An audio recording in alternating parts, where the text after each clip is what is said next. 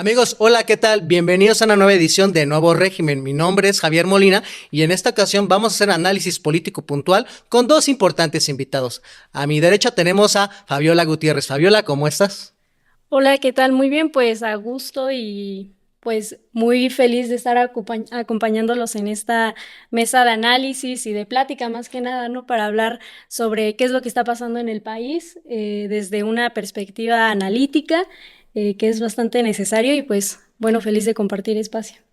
Bienvenida a Nuevo Régimen. Y todavía más a mi derecha, Alejandro Sosa, que no es su espectro político, se lo aseguran, pero nada más es una descripción ante cámara. Alejandro, ¿cómo estás? ¿Qué tal, Javier? Pues muy bien, muy contento de estar además con dos compañeros, colegas de la Facultad de Ciencias Políticas y Sociales, que tan estigmatizada y también tan famosa, por decirlo menos, es esa gran casa de estudios. Y les propongo que empecemos con el primer tema de este podcast. Como ustedes saben, en el año 2018 hubo un cambio de régimen. Tuvimos durante 36 años regímenes presidenciales neoliberales. Es decir, tuvimos 6 expresidentes que cambiaron la política económica en donde el Estado dejó de tener una intervención importante en la economía y prácticamente se quedó a la disposición de los grandes capitales del libre mercado, la política social, la política de cómo se debería tener las relaciones sociales entre los diferentes sectores que tenemos en el país. Y creo que es importante hacer mención de que actualmente tenemos un proyecto político que retoma un proyecto que en su momento se sostuvo en México de los 30 hasta los 70, principios de los 80, que es desde mi punto de vista un Estado benefactor, Estado de bienestar. Y creo que es importante hacer el análisis de dónde viene ese cambio político que ocurrió en el país en el año 2018. Creo yo que el movimiento nació a partir de que se crearon las redes ciudadanas de apoyo a la campaña presidencial de Andrés Manuel López Obrador para el año 2006 y que ellos formaron una organización que se llamaba la Convención Nacional Democrática, que operaba a través de una asociación civil llamada Honestidad Valiente. Ellos como tal tomaron la decisión de hacer un gabinete sombra, dirían algunos analistas políticos a nivel internacional, que se conoció como Gobierno Legítimo de México para tener una figura metafórica en la política nacional de protestar en contra de un gobierno usurpador, pelele, como el que tuvo Felipe Calderón. Y de ahí surgió un movimiento que desde mi punto de vista hacía esa combinación de lo que era la parte electoral, de que el movimiento estaba en el PRD, PT, Convergencia, hoy Movimiento Ciudadano, y la parte del movimiento social, que creo que va a ser importante que retomemos en este podcast. ¿Por qué? Porque el movimiento tenía a actores políticos, a líderes sociales, activistas políticos que encabezaban diferentes luchas. Teníamos a la organización de campesinos y de agrupaciones que querían una soberanía alimentaria, donde se oponían a la entrada de transgénicos, por ejemplo, al cultivo de maíz, que se menciona que sin maíz no hay país. Había otro grupo importante que abonaban por una soberanía energética, que estaban en contra de la privatización sistemática de estos gobiernos neoliberales de petróleo. Estaba la parte de los que nos oponíamos a que se nos quitaran nuestros créditos de Infonavit cuando recibimos nosotros atrasos y que anteriormente en estas administraciones se dejó que estos créditos se vendieran de una manera muy barata a consultorías, a empresas que se dedicaban a rematar los créditos de Infonavit para tener ellos ganancias. Tenía la participación con grupos de maestros, tenía la participación con movimientos sociales, por ejemplo, el esquema organizativo que se tuvo con la APO en Oaxaca, participó ya después en la parte social y política de lo que es el movimiento, y así podríamos ir hablando de movimientos ambientalistas, sindicales. Entonces, creo que sería importante que hiciéramos este abono, y si me lo permites, Alejandro, quisiera iniciar con nuestra invitada. ¿Tú qué opinas? ¿Qué crees que tiene de esencia Morena en su formación? Y si podríamos decir que se han perdido elementos importantes de lo que es la lucha fuera de lo electoral. ¿Tú qué opinas? Creo que haces énfasis en algo muy importante que es que surge de un movimiento social.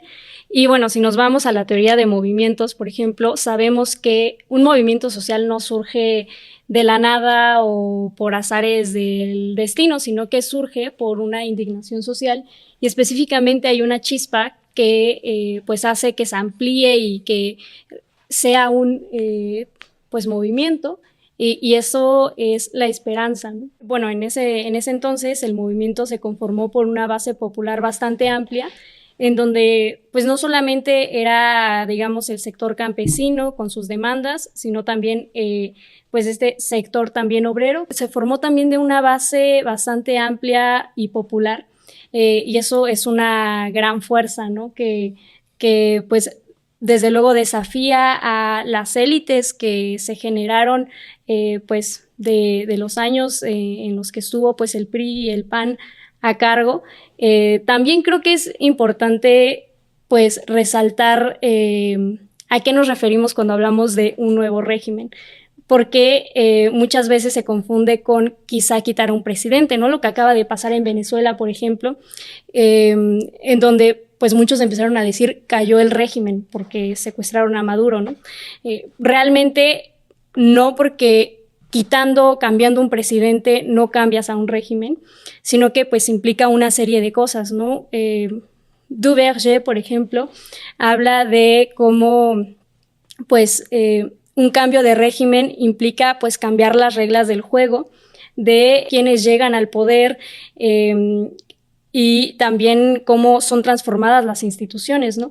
En ese sentido, pues tenemos que va avanzando Morena y pues ahí también hablamos de que nuevas personas, nuevos perfiles que no habían estado en espacios de toma de decisiones llegan al poder, ¿no? Por ejemplo, sabemos que durante el sexenio del presidente López Obrador es cuando más espacios se abren a el sector de las mujeres, por ejemplo.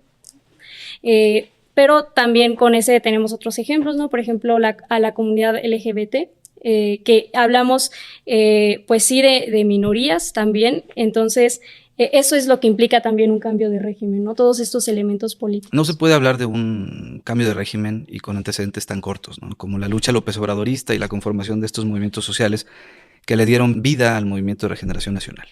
Que bueno, tú ya lo dijiste todo, ya no me dejaste nada. Pero creo que hay antecedentes mucho más profundos, que vienen incluso de la lucha liberal, de la Revolución Mexicana, que se estableció después de la Constitución de 1917 y que luego se consolidó con la expropiación petrolera en el sexenio de Lázaro Cárdenas y que dio lugar a un nuevo régimen basado en derechos laborales, pero también basado en el nacionalismo democrático que mantenía los bienes de la nación en manos del pueblo de México. Sin embargo, este régimen neoliberal que llegó a México por la puerta trasera, como siempre llega a la derecha, metiéndose en el gobierno, empezando a tomar decisiones, corrompiendo las instituciones y los actores políticos, consiguieron entregarle todo el control de la toma de decisiones públicas a una minoría, a un grupo, a una élite, algunos extranjeros, otros mexicanos, la mayoría que no viven en México, y estos eran los que tomaban las decisiones durante muchos años. Tenían el bipartidismo, votaras por el PRI o por el PAN, daba lo mismo, porque los que mandaban eran unos cuantos. Lo mismo que pasa en Estados Unidos y en todo el mundo liberal democrático. Sin embargo, aspirar a un cambio de régimen, un verdadero cambio de régimen, tendría que quitarles el poder a los que lo han tenido históricamente. Y esa es la pregunta más importante, si el López Obradorismo político, como tú le llamas, o Morena, o la Cuarta Transformación, está logrando cambiar el poder de manos, que deje de ser de unos cuantos que toman las decisiones, no porque ellos estén en los cargos públicos, no son diputados, no son parte del Poder Judicial, pero ellos mandan porque tienen dinero que manda a los diputados y a la gente que está en el Poder Judicial. Si ya logramos quitarle el poder a ellos y que ahora verdaderamente es del pueblo. Sí, o sea, la tradición política mexicana, creo que eso es algo muy acertado que tuvo Andrés Manuel López Obrador, de entender de que es cierto que tenemos referentes internacionales, pero también nosotros nos podemos ir a la historia de México y ver la forma en que los movimientos sociales y políticos y militares se enfocaban a generar políticas en favor de las clases populares. Hemos tenido históricamente un debate respecto a quién es el padre de la patria, si Agustín de Iturbide o Miguel Hidalgo. Y lo que me gusta dentro de la lógica de la explicación que hace López Obrador y que continúa el liderazgo de la presidenta Claudia Sheinbaum con la misma lógica de interpretación histórica y política es la primera transformación la inició un movimiento social y popular, Miguel Hidalgo, en donde se trató de romper los esquemas de dominación que en ese momento se tenían con las élites coloniales. Hay que ver que cuando se levantó el movimiento de Hidalgo, en 3 meses se levantaron prácticamente entre 80,000 a 100,000 personas de una población de 8 millones. Para poder dimensionar cómo un movimiento social y político y militar tiene un grado de organización y de participación en la vida pública de en ese momento de la Nueva España, pues podemos hablar de que era el 7-8% de la población que participó solamente en los primeros 3 meses. Y de ahí la lógica de Morelos de tener un proceso de organizar a estas bases populares y que ya no fueran en masa, sino en milicias que tuvieron la capacidad de poder presentar batalla formal ante un ejército entrenado, y que también Morelos tuvo esa habilidad política de plasmarlo en términos constitucionales, lo que se quería como un movimiento social. Esos sentimientos de la nación lo vemos reflejado como la primera transformación de un movimiento popular. La segunda es de que con la reforma se dio la oportunidad de crear las bases de un Estado moderno, en donde se tenía que quitar fueros que beneficiaban a unas élites. Y la tercera revolución, que desde mi punto de vista es la base de un Estado benefactor, como lo mencionabas muy bien, Alejandro, es el levantamiento popular que surgió en la Revolución Mexicana, en donde la primera revolución social del siglo XX no es la rusa, no es la que más adelante dio pauta constitucional, política y económica como la soviética, no, la Revolución Mexicana fue la primera revolución social del siglo XX que plasmó en la Constitución, como lo mencionabas muy bien, Alejandro, de 1917. Entonces, cuando López Obrador hace el esquema de que se inicia la cuarta transformación con el cambio de modelo político neoliberal, está hablando de que vamos a rescatar la esencia de la organización del pueblo, donde ellos son actores fundamentales para lo que es la transformación de las relaciones de producción, de la repartición de riqueza, de la nueva forma de ejercer el poder político, como retomando lo de Morelos, servidores de la nación. Entonces, creo que esa es una parte muy interesante que acabas de hacer mención, Alejandro, de que tenemos nosotros en México antecedentes de lo que puede ser un proyecto político que busca un régimen en beneficio de los que menos tienen. Por el bien de todos, primero los pobres, Alex. Y que siempre ha tenido además todas las transformaciones, las 3 transformaciones que antecedieron esta, han tenido contrarrevoluciones. El porfiriato fue una contrarrevolución de la reforma, y después el neoliberalismo una contrarrevolución de la tercera transformación, que es la revolución. ¿Y qué hacía? Regresar los privilegios a una élite y despojar a la clase trabajadora de sus derechos fundamentales. Estamos ante una cuarta transformación. Si hacemos un poco más grande la ventana, estamos apuntando hacia una nueva contrarrevolución, que a lo mejor no va a venir ahorita porque todavía no se consolida esta transformación. La revolución se consolidó con Cárdenas, con la expropiación del petróleo y el reparto agrario, ¿no? Es ahí cuando se consolida. El neoliberalismo se consolidó con Peña Nieto y la entrega del petróleo y la industria eléctrica a privados, ¿no? Y sin embargo, desde el origen de nuestro país hasta la fecha, permanecieron las élites y nunca se les ha tocado ni con el pétalo de una rosa, ¿no? Incluso la 4T no ha tocado a los mineros, al Grupo México, ¿no? Germán Larrea, grandes oligarcas que siguen ahí como si nada, como nadando de muertito, ¿no? Golpean todos los días a la presidenta, utilizan a los medios de comunicación para desestabilizar al país, pero siguen ahí, siguen manteniendo sus grandes capitales.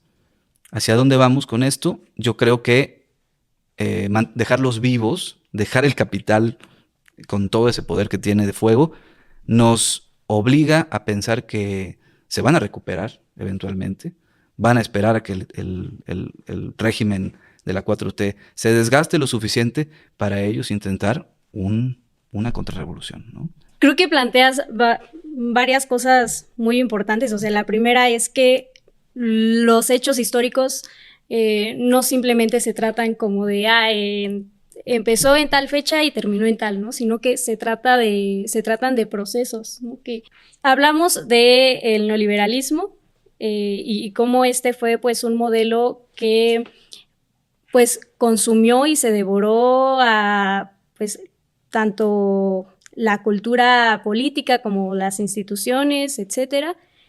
Y entonces obviamente es plantearnos qué implica salir de ese proceso tan largo y tan profundo en el que estuvo sometido México, en donde pues eran más que la élite mexicana o esa clase empresarial mexicana, en la etapa neoliberal fue pues más de transnacionales también, ¿no?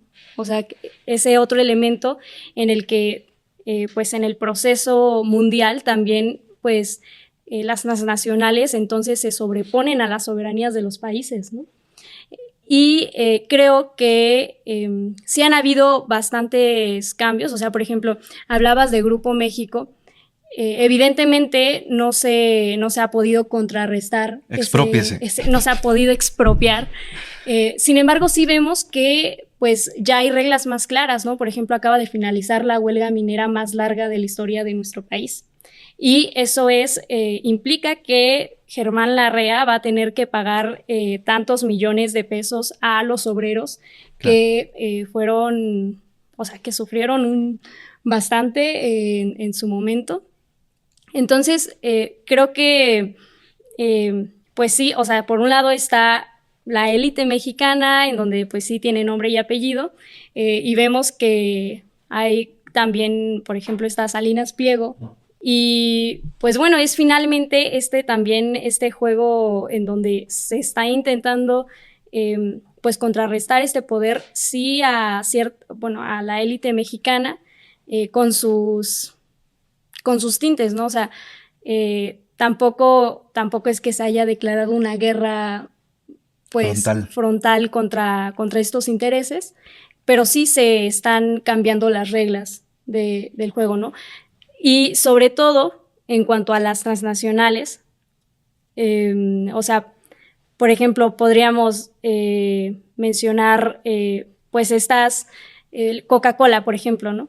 Que cuánta agua del país no tiene concesionada, a cuántas comunidades ha dejado sin agua. Y entonces, ¿qué dice la presidenta Claudia Sheinbaum? Pues vamos a ponerle impuesto a las bebidas azucaradas y además vamos a hacer una ley de aguas, ¿no? Creo que estamos en ese momento en el que, pues bueno, si hablábamos también de cuál es la esencia y el origen de este proyecto de la Cuarta Transformación, no sé ustedes, yo digo que es el nacionalismo. Entonces se está tratando de contrarrestar también pues este poder de las transnacionales que obtuvieron durante el neoliberalismo. Acaban de decir una parte, desde mi punto de vista, modular para entender qué pasó en América Latina y qué perspectivas puede pasar en México si no se tiene la capacidad de tomar precauciones. Estamos conscientes que en América Latina, en lo que fue la década del 2000, 2010, 2000, los 20, del 21, se dio un proceso en donde esas élites económicas volvieron a retomar el poder político, donde estamos bien conscientes de que ellos siguen teniendo el dinero, siguen teniendo grandes presencias en medios de comunicación corporativos, en donde van a recibir financiamiento incluso de grupos financieros. Y uno de los esquemas que creo yo que puede ser clave para el movimiento en México y que a lo mejor no se entendió con facilidad en Bolivia, en Ecuador, en Brasil, en Argentina, en Uruguay, Honduras, siempre debe de haber un ejercicio permanente de organización política y social. Y ese es uno de los peligros que yo estoy viendo al interior del proyecto aquí en México, en donde se olvide que la esencia para obligar a las grandes transnacionales y a las empresas nacionales a que deben de entender que el gobierno en México está con la capacidad de poder regular a las relaciones sociales y que no el gobierno esté al servicio de las grandes transnacionales y de las élites económicas mexicanas, como lo que pasó con De la Madrid, con Salinas, con Zedillo, con Fox, con Calderón y con Enrique Peña Nieto, donde ellos se convirtieron en los actores que tiraban la línea de cómo era el esquema organizativo en el país.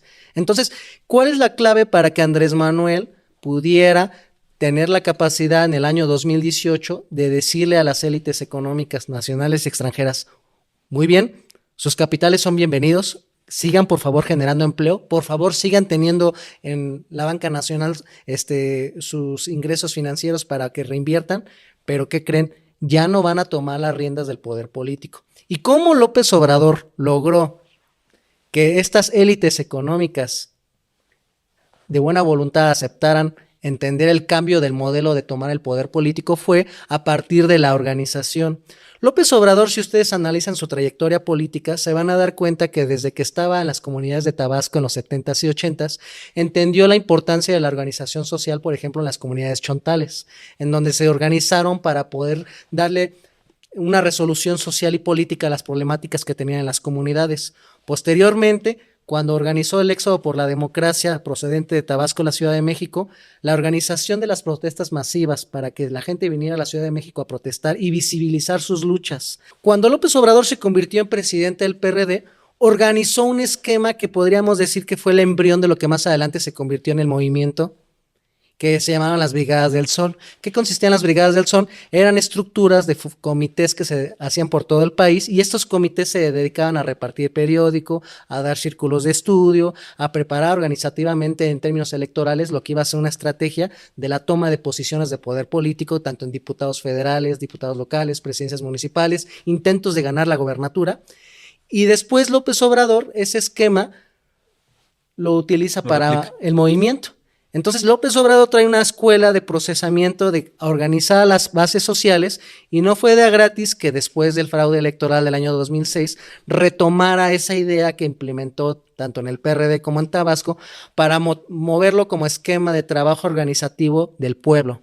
Entonces, ese esquema de fundar los comités de protagonistas del cambio verdadero, donde estos comités daban talleres de formación política, organizaban a los derechohabientes de Infonavit, organizaban a los campesinos que no querían que entrara el maíz transgénico, organizaban la defensa del petróleo cuando Calderón y Peña Nieto trataron de tener reformas privatizadoras en el 2008 y 2013. O sea, incluso la misma presidenta de la República, aparte de su papel como académica y como líder política, también le tocó ser líder social, encabezar cercos en el Senado de la República, en Cámara de Diputados, para que no se aprobara la reforma, mientras, por ejemplo, la gobernadora Rocío Nale daba la batalla técnica en los debates parlamentarios que se hacían en las comisiones, en donde se hace la combinación de la parte de la lucha política intelectual que daba la gobernadora Rocío Nale como especialista y como luchadora de lo que es la región de Coatzacoalcos, de lo que es el movimiento de trabajadores de Pemex que defendían la soberanía, y la parte del movimiento social que la presidenta. Entonces, creo yo que ahí tenemos la clave para que si más adelante llega alguien del movimiento que quiera dejar a un lado las banderas sociales,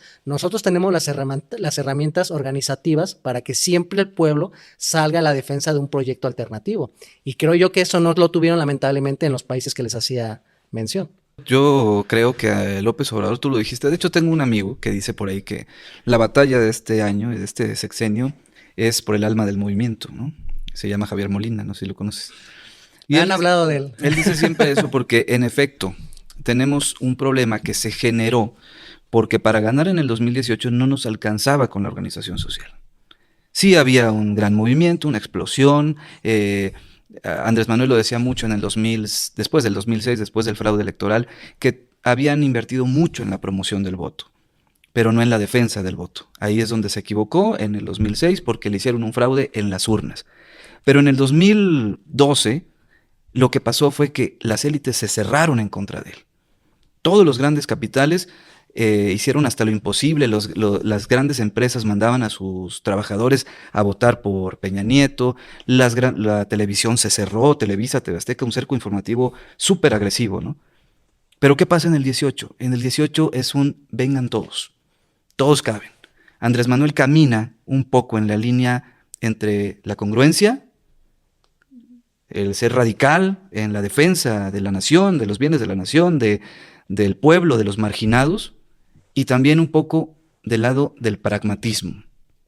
Lo que lo lleva históricamente a reclutar personajes como Monreal, que estaba en el PRI, pero que no servía porque podía ser gobernador de Zacatecas, entonces se vino al PRD. Como Marcelo Ebrard en su momento, que fue un buen negociador y que Andrés Manuel lo recupera en la Ciudad de México. Y muchos otros perfiles que han sido parte del pragmatismo de Andrés Manuel en su carrera política y que le ha servido al movimiento para cosechar triunfos electorales y alcanzar posiciones de poder. Pero estos pragmatismos, sin ofender a ninguno de los compañeros a los que estoy mencionando ahora, pueden encarnar también la contrarrevolución. Porque una vez que uno llega, que alcanza el poder político, por ejemplo, un presidente municipal, que a lo mejor sí tiene el control porque cuenta con algunos líderes, es un buen operador político, tiene mucho dinero, entonces es alguien que de manera pragmática podríamos tomar la decisión de hacerlo nuestro candidato. Y es apoyado a lo mejor por las élites, por algunos empresarios locales, municipales. A lo mejor no hace mucho daño. Pero una vez que su carrera política siga en ascenso y que empiece a ser un referente del movimiento y siga siendo apoyado por esas élites, no estamos nosotros dentro de Morena actuando igual que el neoliberalismo, es decir, supeditando las decisiones de los actores políticos a los intereses del capital, que fue lo que hizo el neoliberalismo, que era el Estado al servicio de los intereses del capital. Porque ustedes saben, la derecha siempre está organizada, siempre está comunicada, los mueven los intereses, y el pueblo tiene fines individuales diversos, objetivos que más bien son subjetivos y que de alguna manera nos distancia a unos de otros. ¿Recuerdas tú todos los movimientos sociales que formaron Morena en el 2013, 2014? Muchos de esos intereses, de esas luchas, quedaron materializadas en alguna institución del Estado, pero se dejó de contar con esa organización social que las hacía posibles. Y los grandes capitales siguen intactos.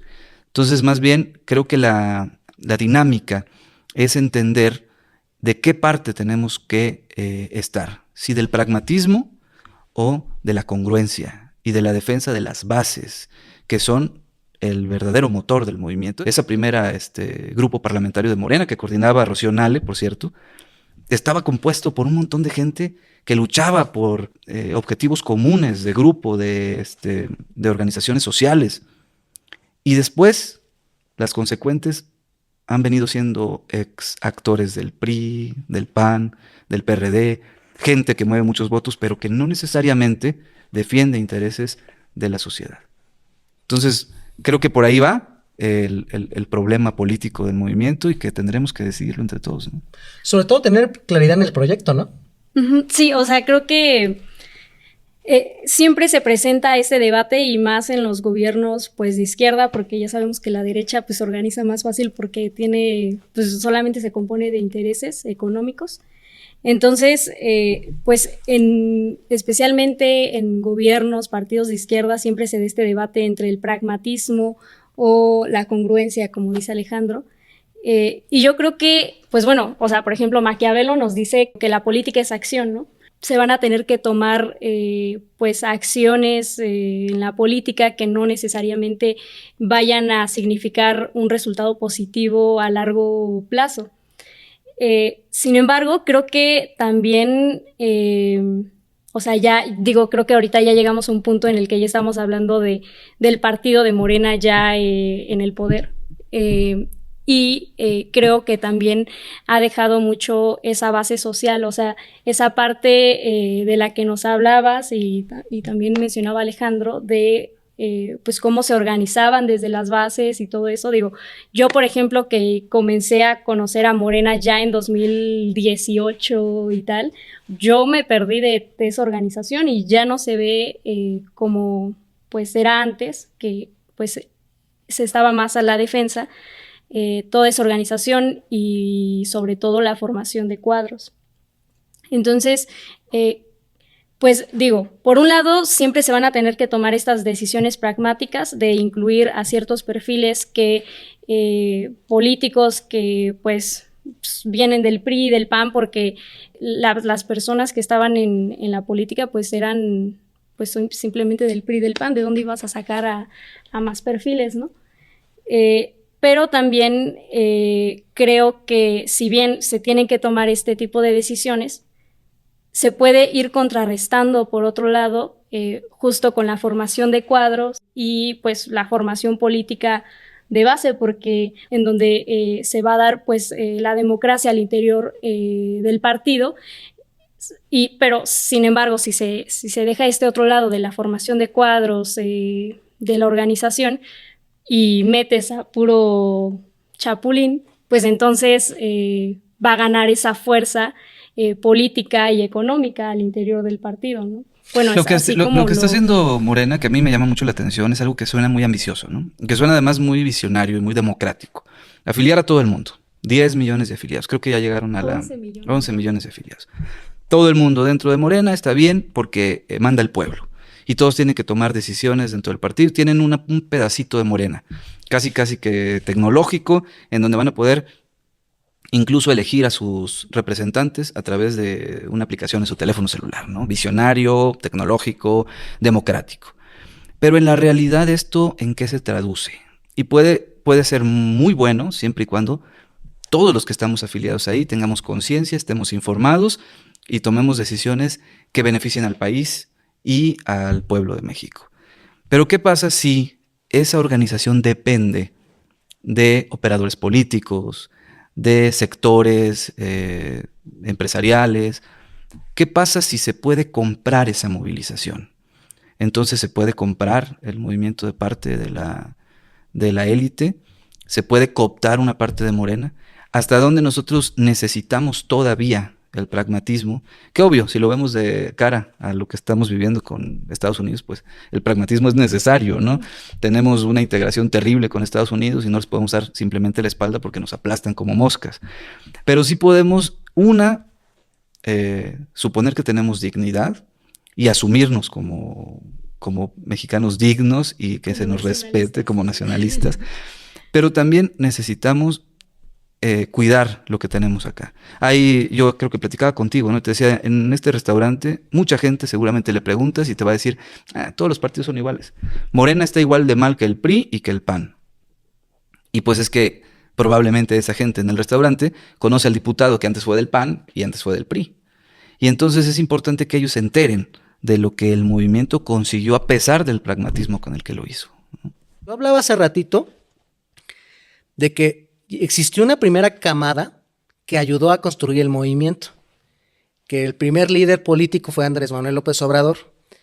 Y por ejemplo, con esa trayectoria que tuvo la presidenta Claudia Sheinbaum, que fue líder estudiantil, tuvo una participación política cuando se le formó para que tuviera presencia administrativa, fue alcalde en Tlalpan, luego fue jefa de gobierno, previamente había sido secretaria de Medio Ambiente en la Ciudad de México. Entonces, si nos damos cuenta, el perfil de Claudia Sheinbaum tiene experiencia organizativa partidista, tiene una amplia gama de conocimiento teórico, técnico para sostener ideológicamente un proyecto, tiene la parte de la experiencia administrativa de los 3 niveles y evidentemente cuando llegó el turno de que se eligiera quién iba a ser el candidato en el año 2024, Claudia Sheinbaum ya cumplía estos papeles. Bueno, me voy al caso del ejemplo veracruzano. Rocío Nale, a partir de su capacidad que tuvo de organizarse con los trabajadores del sector de la petroquímica de Pemex, de la capacidad de presentar debate en las comisiones en el año 2008 y 2013 en la defensa de la soberanía energética, en la parte organizativa que tuvo en el sur-suroeste de preparar el movimiento que participaran en elecciones en Veracruz, la parte de que participó como secretaria de Energía en el sexenio de López Obrador, en donde tocó combinar la parte administrativa, técnica y de seguimiento. O sea, la gobernadora tenía esa característica que la diferenciaba de los otros miembros del gabinete. Ella atendía cuestiones de escritorio, técnicas, pero también me voy a meter en las instalaciones, me voy a ir con los trabajadores, me voy a ir con los proveedores, voy a destrabar esas situaciones sindicales, por ejemplo, para lograr sacar adelante un proyecto importante como es la construcción de la refinería Olmeca, que es parte fundamental de lo que es un proyecto de soberanía energética. Cuando la gobernadora fue la primera coordinadora parlamentaria de Morena en la Cámara de Diputados, cuando nos damos cuenta, ya tenemos una primera generación de cuadros políticos del movimiento que están cumpliendo funciones políticas al frente del ejercicio del poder político. Ahora es, ¿qué vamos a hacer para después del 2030? Porque el liderazgo de la presidenta se va a acabar, el de Andrés Manuel ya pasó la estafeta a la presidenta Claudia Sheinbaum.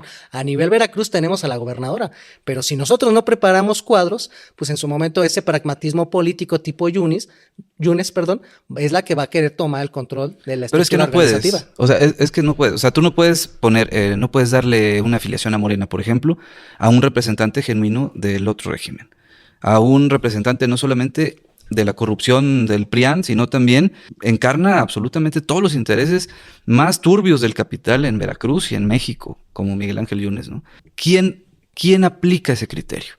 Porque sí tienes referentes, pero si los pones en la misma cubeta todos, es como decir, bueno, ¿quién de los dos puede ser el candidato a gobernador, no? Tienes a lo mejor X referente de movimiento, de la lucha, con una formación política, como la que tú mencionas, pero puedes tener a alguien muy popular, nada más, que representa los intereses de la élite dentro del movimiento. O sea, creo que ahí es importante entender que debe haber reglas de acceso y de crecimiento en Morena que impidan que nada más sea un aplausómetro y que pueda llegar cualquiera que pueda comprar votos, ¿no? y las nuevas generaciones, porque déjame te digo que muchos lo vivimos, pero hay muchos jóvenes, gente que estuvo en el movimiento con nosotros, que son chavos y que ahorita están deslumbrados por algún candidatucho güerito con mucho dinero. Ahorita nos estamos enfrentando a un tiempo en donde el imperio está, pues, está mostrando su cara o su fase más agresiva, ¿no? Y bueno, al interior de México tenemos un proyecto soberanista que se está enfrentando a ese imperialismo, ¿no? En ese sentido, yo creo que si hablamos en un futuro también del partido de Morena, creo que hay pues bastantes herramientas para poder contrarrestarlo, además de que el pueblo de México pues es bastante soberanista, ¿no? En general tenemos a un pueblo que pues está en contra del imperialismo porque lo hemos sufrido desde que nos hicieron colonia, etcétera. ¿Tú cómo ves como ese futuro o ese escenario en donde Morena se está enfrentando pues también imperialismo? ¿Qué tenemos que hacer aquí en México? Es primero tener la lógica de decir, no inventamos el hilo negro. O sea, tenemos en México una rica tradición que retomamos de lo que fue la independencia, la revolución, la reforma, pero si nos vamos incluso más cercanos a lo que es el año 2018, nos vamos a dar cuenta que la izquierda mexicana es heredera de una rica tradición de lo que fue el movimiento de los ferrocarrileros, el de los médicos, las luchas estudiantiles, en su momento la guerrilla urbana o rural, lo que fue el movimiento cardenista, con Cuauhtémoc reivindicando las banderas de su padre Lázaro Cárdenas, que tumbó el neoliberalismo con Miguel de la Madrid. También la capacidad de entender que hay otras luchas sociales que no necesariamente están de la mano con la lucha electoral que tiene el movimiento y que también son importantes para entender el esquema organizativo de lo que es la sociedad. Tenemos ahí lo que fue el movimiento zapatista surgido en 1994, tenemos lo que fue el movimiento social de la APO en el estado de Oaxaca en el año 2005-2006, tenemos las secciones organizadas opositoras magisteriales, tenemos también los movimientos ecologistas, tenemos por ejemplo grupos que no necesariamente ven la lucha electoral como una opción, pero que sí entienden que debemos de tener políticas unificadas del beneficio de los sectores populares y sociales, las clases medias. Entonces, la mejor forma de podernos enfrentar a Estados Unidos y su perspectiva política de tener ya otra vez un control político con la doctrina Monroe sobre el continente, en especial América Latina y el Caribe, es para poder enfrentar amenazas externas tenemos que tener una buena política interna. Entonces, uno, pueblo organizado en términos electorales, en términos coloniales, sindicales, de los movimientos sociales, ecologistas. Si entendemos que la organización interna es la clave para lograr un mejor país, nos vamos a dar cuenta de que a pesar de que tenemos un poderoso vecino como Estados Unidos, si nosotros tenemos un esquema interno organizativo, vamos a poder contrarrestar eso. Si tenemos una clase media que entienda la importancia de que el proyecto de la Cuarta Transformación, pues aparte de los programas sociales en beneficio de los sectores populares, pues también tenemos proyectos de obra pública que le va a dar empleo a ingenieros, a abogados, a personas geofísicas, gente de oficios como albañiles, carpinteros. Si entienden que hay un proyecto de soberanía energética y alimentaria, pues se van a dar cuenta que requerimos de esas burguesías progresistas que van a ver una alternativa de que se debe de proteger al mercado interno. Si entienden las clases populares de que los programas sociales es la mejor forma de redistribuir la riqueza junto al aumento del salario y la obra pública, pues nos vamos a dar cuenta que tenemos que formar a esas clases populares para que más adelante ellos hagan la defensa de un proyecto que encabeza el López Obradorismo político y que tiene cabeza con la presidenta Claudia Sheinbaum a nivel federal y en el estado de Veracruz con Rocío Nale. Entonces, ese es un esquema, tener la capacidad de organizarnos socialmente para que en su momento la vía electoral sea solo una de las herramientas de la defensa de la soberanía nacional. Algo comentaba Alejandro hace un rato acerca de una posible contrarrevolución al interior de Morena, y creo que esa tesis sale justo porque no se le ve un futuro a la oposición, ¿no? O sea, del PRI y del PAN no va a venir esa contrarrevolución, sino que, o sea, realmente son fuerzas que cada vez están pues disminuyendo su poder. Sí, o sea, digo, si lo vemos cuantitativamente, que tampoco me gusta ver tanto las cosas cuantitativamente más los aspectos sociales, pero decimos que Morena tiene 11 millones de afiliados, el PRI y el PAN no llegan ni a 1 millón de afiliados, ¿no? ¿O tú cómo ves esta situación? Pues yo creo que Morena es tan grande, es tan poderoso, que de manera involuntaria está generando válvulas de escape dentro del movimiento, dentro del partido. Y eso puede ser incluso riesgoso para la estabilidad del movimiento y del gobierno.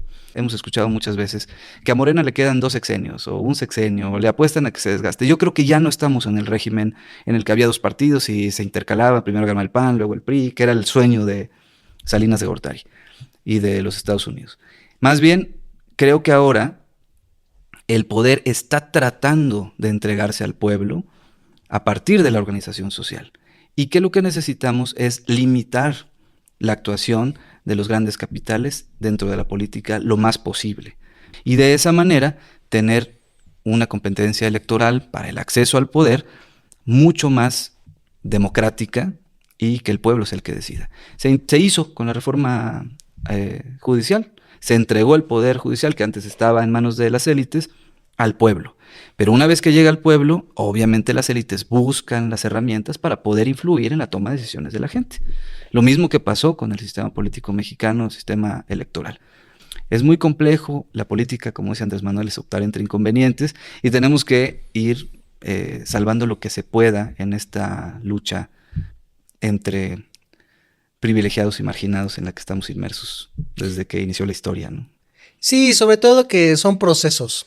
O sea, Newton decía que él dio aportaciones en el mundo de la ciencia porque se subió sobre hombros de gigantes. Pues creo que también en la lucha política y en los movimientos sociales también a las generaciones que nos toca ver la situación económica, social y política de México nos estamos subiendo sobre hombros de gigantes, sobre un Morelos, un Hidalgo, un Zapata, un Villa, un Cárdenas, esos sectores populares que en su momento tomaron las armas para defender a México en la invasión de Estados Unidos, en la invasión francesa, cuando se levantaron en armas en la Revolución Mexicana, aquellos estudiantes que protestaron en 1968, aquellos sectores sociales que se organizaron en Chiapas porque estaban hartos de que en la entidad ya no se les tomara en cuenta a las comunidades indígenas y que a lo mejor participaron en el LZLN, aquellos maestros que se organizaron en Oaxaca en la APO, aquellos actores sociales que se oponían a la intervención de mineras que estaban saqueando los recursos naturales y que prácticamente estaban contaminando a las comunidades. Andrés Manuel López Obrador hacía mucho mención de las benditas redes sociales. Bueno, ahora ya nos damos cuenta que los medios de comunicación alternativos como las redes sociales están siendo ahora ya cooptadas por medios corporativos. O sea, ya... O por los grandes capitales, no hables de medios corporativos. O sea, los grandes que el capital devora todo. Sí, o sea, el problema es el capital. Exacto. Siempre es la explotación. Decía Carlos Marx que para entender a las sociedades hay que entender la estructura y la superestructura. Ya hablamos mucho de la parte de la estructura, que son las relaciones económicas, políticas y sociales, pero la superestructura incluso influye más que la estructura, que son los aparatos ideológicos, la televisión, la radio, la escuela, la iglesia, que te implementan una forma de interpretar, una ideología, una forma de juzgar y de decir qué es bueno y qué es malo. El discurso hegemónico, ¿no? Y creo que ahí tenemos que hacer algo nosotros en Nuevo Régimen. Sí, porque tenemos un problema. El discurso hegemónico está abriéndole la oportunidad de que se exprese la ultraderecha, ¿no? Nos estábamos platicando hace rato, ¿no? Fuera de las cámaras, de que se hizo un escándalo por todo esto de la supuesta censura a Verástegui con Sabina Berman, ¿no? Y todo el mundo diciendo, no, claro, es que la libertad de expresión ante todo y no podemos censurarlo. Oye, si ellos estuvieran en el poder, nadie de nosotros pudiera hablar. Estamos en una lucha, como dicen ahora a la derecha, que antes ese discurso era nuestro, ¿no? De las batallas culturales. No, los que damos la batalla cultural somos nosotros porque ellos tienen el discurso hegemónico. Nada más que ahora, desde su postura libertaria y muy radical y muy revolucionaria, en la que están tratando de confundir a la gente, y con la ayuda de las redes sociales y de los algoritmos que premian siempre al que tiene más dinero y al que muestra una vida perfecta, llena de lujos y demás, están generando un discurso hegemónico que pone las reglas de la discusión pública y nos están orillando a nosotros a ser parte de la marginalidad de la discusión, y no debería ser así. Debemos de retomar ese liderazgo en la discusión pública que antes lo tenía la academia y la universidad y que lo fue perdiendo por entregarse precisamente al discurso hegemónico, y que ahora lo tiene Desafortunadamente, solamente los medios alternativos, los medios independientes, la gente que se expresa de manera independiente y que pues son avasallados por la derecha. Hoy hay, de todas las notas que se publicaron en Veracruz, el 80% son en contra del gobierno del estado, de la gobernadora Rocío Nale. Y si sucede algo bueno, prácticamente ningún medio lo retoma. ¿Por qué razón? Porque necesitan desestabilizar, porque hay una organización que contempla muchos medios corporativos, pero que además permea hacia los medios pequeños y que ellos son una aplanadora y todos los demás repiten el discurso. Y lo hacemos de manera inconsciente muchos de nosotros, ¿no? Y sobre todo, Alejandro, que se está repitiendo el fenómeno que se dio en el 2006, 2012, 2018, que en donde todos los medios de comunicación criticaban a Andrés Manuel López Obrador, ya sea en su etapa como jefe de gobierno o en su etapa de líder político y social, y ahora están atacando a la gobernadora Rocío Nale porque precisamente representa esa trayectoria de una continuidad de un proyecto. Claro. O sea, la lógica de que cuando se hacen cosas buenas no salen los medios de comunicación, pero cuando llega a haber un conflicto político, social, que va a pasar, pues es retomado por los principales medios de comunicación. Se vuelve noticia nacional. Porque ya es una estrategia probada. O sea, López Obrador es un peligro para México, vamos a hacer Venezuela, los comerciales de que los puentes se caían, las bicicletas se caían de los negocios, se bajaban las cortinas de los negocios. Y la lógica de que López Obrador demostró ya en el ejercicio del poder político de que se echó abajo esa campaña mediática. Bueno, el trabajo de tierra organizativo que hizo López Obrador en formar comités por todo el país, recorrer el territorio nacional 4 veces consecutivas y ser insistente en tener medios de comunicación alternativos. O sea, antes de las benditas redes sociales, el esquema organizativo es, vamos a repartir el Regeneración. Y junto al Regeneración vamos a entregar una historieta informativa hecha por los moneros de la jornada, por ejemplo, donde te explicaban la reforma energética, la de la soberanía energética, qué pasó en el neoliberalismo, por qué debemos de reivindicar la revolución. O sea, ahora nos va a tocar nosotros hacer la adaptación y que, por ejemplo, en redes sociales, evitar que perdamos este espacio de opinión, de análisis y de ver otra interpretación de cómo son los hechos sociales, políticos y económicos, porque la realidad es de que nos tienen ahorita estos grupos de derecha una batalla, por ejemplo, por las redes sociales. Y esta es una forma de un esfuerzo organizativo para dar esa batalla cultural, mediática, informativa. Y tienen todos los algoritmos de su lado, ¿no?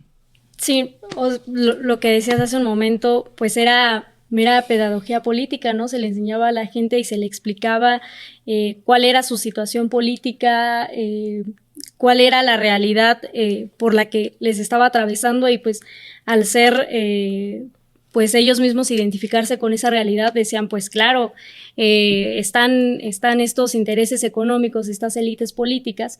Igual le platicaba a Alejandro ayer creo que era, sobre si vemos el caso de Chile, ¿no? ¿Qué fue lo que sucedió? Ganó evidentemente Kast, que es el regreso de la ultraderecha en Chile, muy lamentable y que fue una derrota para toda América Latina.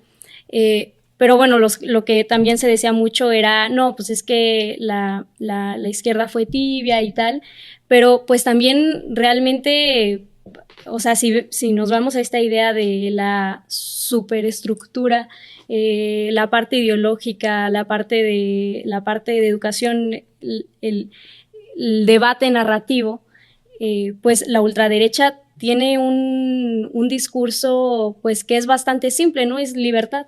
Que bueno, es libertad económica, pero que ellos lo pintan como si fuera libertad. Libertad de explotarnos, esa es la libertad que buscan ellos. Sí, pero a la gente, pues digamos, son palabras que le hacen mucho sentido, ¿no? Que si están, digamos, si hay una situación económica inestable y todo, y llega la ultraderecha y dice, vamos a poner orden y va a haber libertad, entonces, pues claro, o sea, ese es el discurso que gana y en donde no se está dando esa batalla cultural. En México creo que por eso es bastante interesante el proyecto que representa la Cuarta Transformación, porque está dando esa batalla narrativa en contra pues de estos intereses, llámese Salinas Pliego, etcétera. Sin embargo, creo que sí hay bastante que hacer para pues que no gane este este discurso hegemónico que pues normaliza las violencias o que reproduce un discurso que es clasista y racista, ¿no? Sí, un discurso que eternamente hemos tenido en México. El cine en México ha sido clasista toda la vida, las telenovelas han sido clasistas, racistas, machistas, y ahora tenemos pues medios públicos que están intentando retomar su papel. Tenemos también comunicadores independientes como tú, como Javier Molina, que están haciendo lo propio porque lo que buscan es hacer que la gente entienda este proceso de transformación que vive México desde una perspectiva de clase, ¿no? Que sepan cuál es su lugar en el mundo y cuáles deben ser sus objetivos desde este lugar en donde está. Pero también es importante, creo que el territorio, ¿no? Volver a los círculos de estudio, retomar las brigadas casa por casa, explicar directamente al pueblo y ayudar a que se organice para que defienda sus derechos y sus intereses. Sí, Molina, pues acabas de dar la clave. La organización, la esencia de lo que permitió que el proyecto llegara al poder político y que esa debe ser la clave para la defensa del mismo proyecto y para que más adelante, en otras coyunturas electorales, sociales, políticas, se pueda dar un retroceso y aquellos grandes derechos sociales que se están implementando ahorita o se están rescatando con lo que es el proyecto de la Cuarta Transformación, puedan sostenerse como derechos sociales. Entonces vamos a concluir este podcast de Nuevo Régimen, pero yo creo que debemos dar un cierre. Pues decir que de fondo se puede ver realmente cómo esa narrativa, ese discurso de todos los partidos son iguales, se puede pues contrarrestar fácilmente con la realidad, ¿no? Ver justamente cómo se ha cambiado este aspecto económico y político en México, en donde ha habido un aumento al salario mínimo, en donde pues han habido mayores derechos laborales que estaban completamente olvidados. Eso es un giro total a la política que antes pues venían haciendo los gobiernos del PRI y del PAN. Entonces, pues bueno, hablar del movimiento que creó a la Cuarta Transformación y que ahora, dirías tú, está también la parte electoral representada por el partido, es bastante amplio. Creo que aquí tratamos de abordar diferentes cosas, incluso con lo que actualmente está pasando, ¿no? En relación a Estados Unidos y su nueva política de seguridad nacional. Sin embargo, pues sí, creo que quizá dejamos abiertas más dudas que respuestas, y creo que esa es parte importante también pues de la dialéctica que intenta crear este espacio que es régimen nuevo régimen, ¿no? Entonces, pues muy feliz de haber estado aquí y le cedo la palabra a Alejandro. muchas gracias, Fabiola, y muchas gracias por estar acá con nosotros. La verdad es que nos encanta lo que estás haciendo y sabemos que es fundamental que estemos comunicando y que estemos informando al pueblo de lo que está pasando. Yo creo que tenemos un siglo muy interesante, no solamente un año o un sexenio, es la caída de un imperio que está por todos los medios tratando de recuperar lo poco que le queda y de mantener su zona de influencia, que es América Latina, bajo su control. Y también estamos viendo una cuarta transformación en México muy poderosa, con una presidenta que tiene muchísima aprobación, con un pueblo consciente, organizado, politizado, que incluso el pragmatismo dice, bueno, no importa porque nosotros estamos por un proyecto de nación, que lo han entendido y que han actuado en consecuencia, y precisamente por eso es que nosotros tenemos que seguir haciendo esta talacha, de informar de dónde venimos, qué hizo el neoliberalismo. Por ahí dicen los de la derecha que no nos cansamos de echarle la culpa al pasado. Bueno, es que nosotros surgimos gracias al neoliberalismo, ¿no? Somos hijos de esa nación decadente que nos dejó el PRI y el PAN a finales del siglo XX y principios del siglo XXI. Y ahora tenemos en nuestras manos un futuro promisorio, pero con muchísima responsabilidad y fundamentalmente de promover el relevo generacional para que el acceso al poder de los actores sociales se dé en manos de personas que busquen siempre defender los derechos del pueblo y de la clase trabajadora, que es fundamental. Con el cierre de Alejandro Sosa y Fabiola Gutiérrez, damos por concluida esta edición del podcast de Nuevo Régimen, no sin antes invitarlos a que lo puedan compartir y que sobre todo nos puedan dar la oportunidad para otra nueva edición.